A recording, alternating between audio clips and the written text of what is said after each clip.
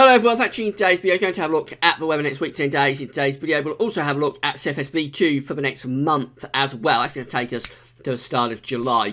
But just starting with the really quite horrendous weather that we've got across the country right now. So we've got a 990 millibar. In fact, I think its central pressure is now down to 985 millibars, heading off into the North Sea as we speak, and that's pulling in this unusually strong and cold northwesterly wind. So it's just about as bad as it gets really for summer.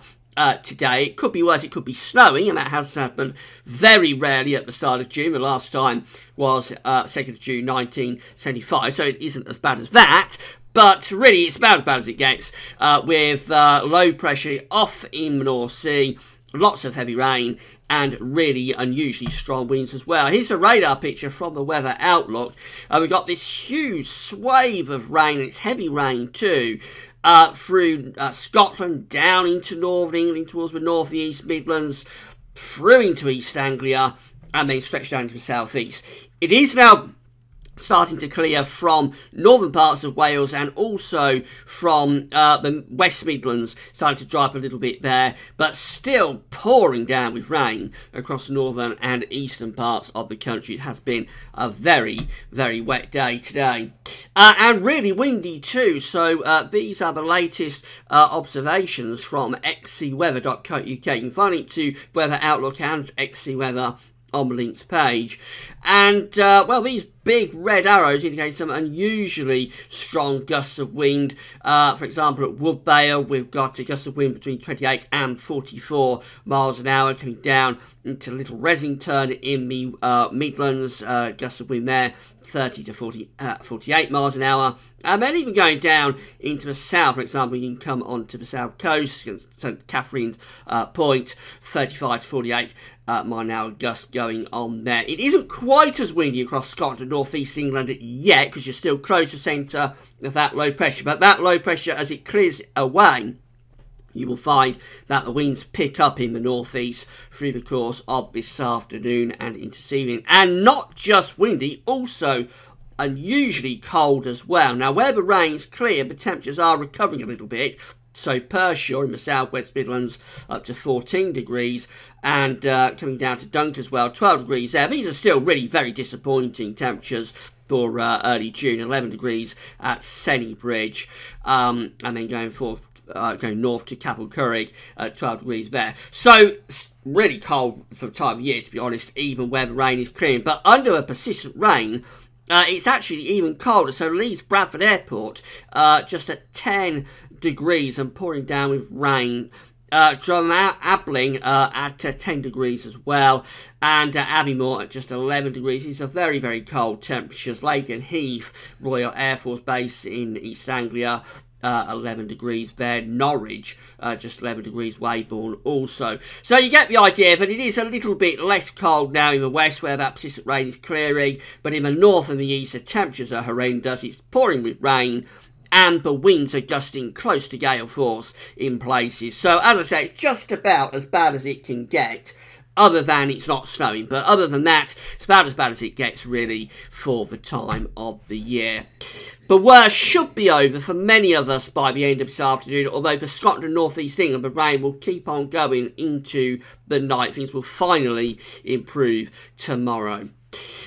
So these are GFS temperature precipitation ensembles for the next couple of weeks. So doing temperatures first of all, these are the upper air temperatures. So the red line here is a 30-year upper air temperature average, with cold and average right now, with these strong winds and heavy rain. That's why weather is so poor. As we go through to the end of the week and the weekend, we're going to see the temperatures lifting up a little bit. So it's going to turn a bit warmer at the end of the week and into the weekend.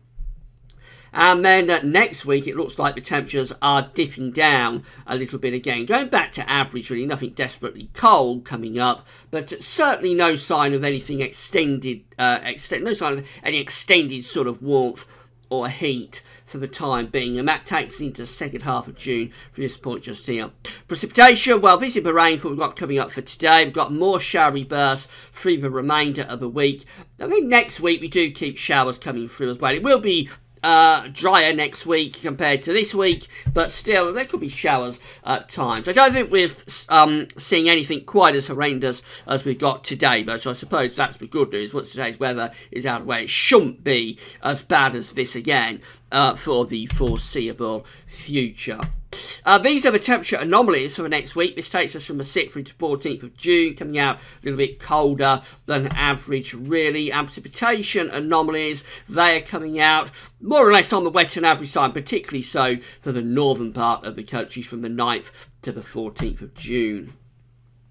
Here we go with a generic chart saying this is the GFS for Saturday, trying to build a little bit of a ridge from the Azores across France. So that could bring some warmer weather into the south through the weekend. However, it's still low pressure that's dominating really out to the west of the country. That's probably spreading more rain into the north and the west. Looks like we're keeping things unsettled into the start of next week. We push out low pressure through and bring down quite a strong northwesterly wind again. It's not as bad as it is today. I don't think that's reaching gale force, but it's quite a strong blow coming down at the start of next week from the northwest, and it will be quite cool and showery in with that as well.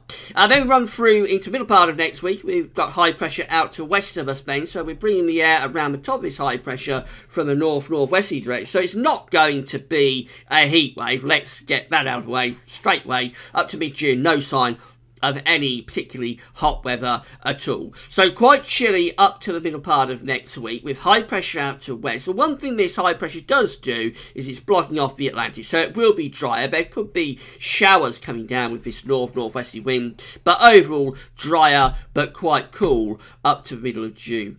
We move through into the second half of the month. This takes us to day 10, which is Friday 16th of June, and the broad setup is still the same with high pressure centering out to the west. The air coming around the top of that high pressure is coming from a north-northwesterly direction, so we're bringing the air in around the top of the high like that. So it's not, again, going to be particularly warm, but it will be dry. I think next week we'll have a good deal of reasonably quiet weather. There'll probably showers coming around the top of this high pressure at times, but overall it should be a little bit drier and quieter next week, even if the temperatures aren't particularly exciting.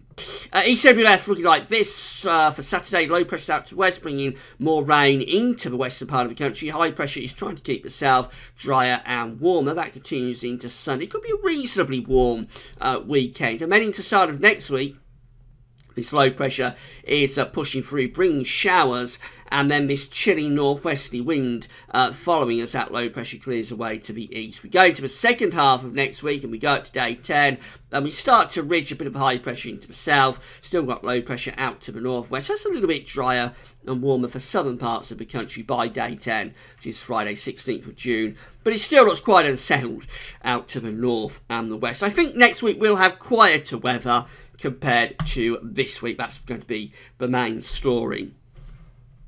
So, finally, having a look at CFS V2 for the next month. These are 500 millibar heights broken down to weekly periods. The first week period taking us from today, the 6th, through to the 12th of June.